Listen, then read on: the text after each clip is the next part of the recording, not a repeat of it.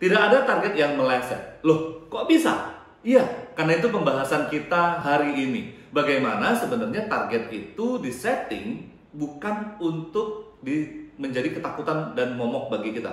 Karena sering banget saya lihat banyak UMKM yang justru ketika dikasih target omset atau target pertumbuhan, waduh mereka stres. Coach, jadinya malah down gitu ketika target nggak tercapai. Tapi sebaliknya, pengusaha yang terkonsep, pengusaha yang punya visi, justru mereka melampaui target yang sudah ditetapkan. Yuk kita bahas hari ini bagaimana agar target tidak pernah meleset.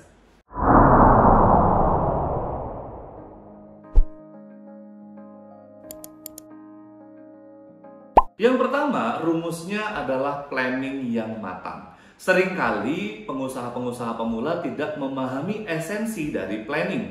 Mereka pikir planning itu cukup, oke, aku mau targetnya 1 juta deh ya.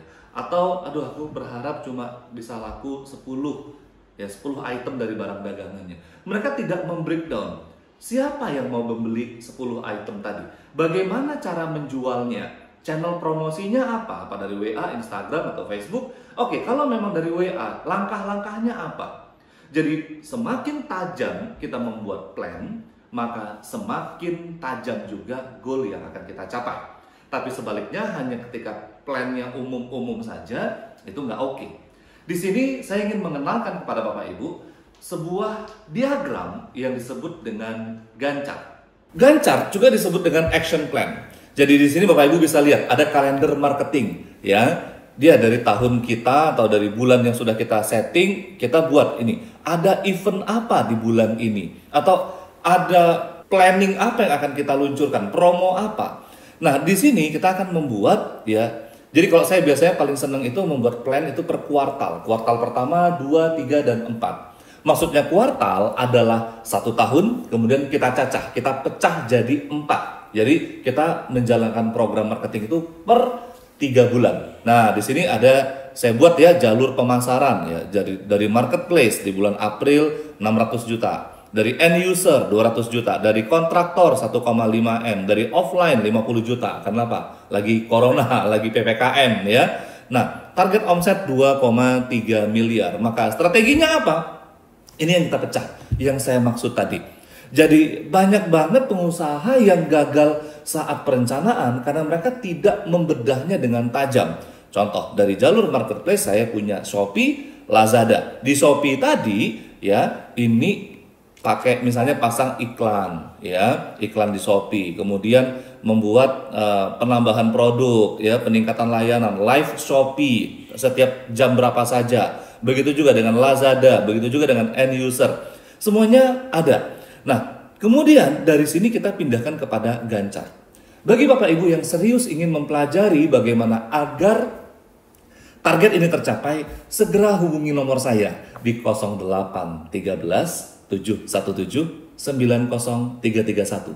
Karena ini butuh pendalaman Bapak Ibu semuanya. Coba kita lihat ya, di sini ya, kolom yang paling pinggir adalah nama atau action listnya kita, agenda listnya kita. Ya, di sini ada misalnya ya vendor gitu ya, ada umroh, ada ya segala macam ya, ada kalau kita lihat di sini ini kebetulan contoh Gantt dari salah seorang klien saya ya yang jualan koper di masa pandemi yang omsetnya 800 juta. Kebayang nggak?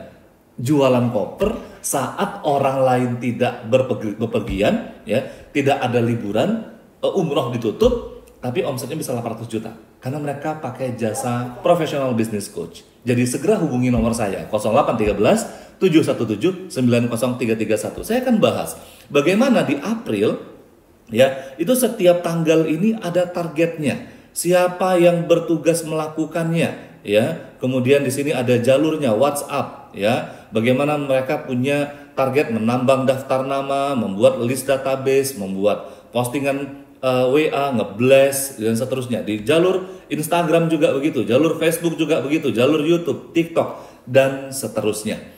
Artinya kunci dari goal yang tercapai adalah ketika kita bisa membuat plan tadi itu tajam.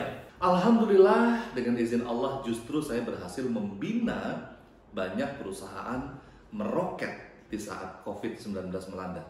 Nggak usah jauh-jauh sampai ke bisnis orang, bisnis saya sendiri, alhamdulillah ini jualan kue lebaran moons.id yang followernya 12 ribuan. Ini justru di saat COVID-19 kami menjual 1.700 toples hanya dalam waktu 3 bulanan.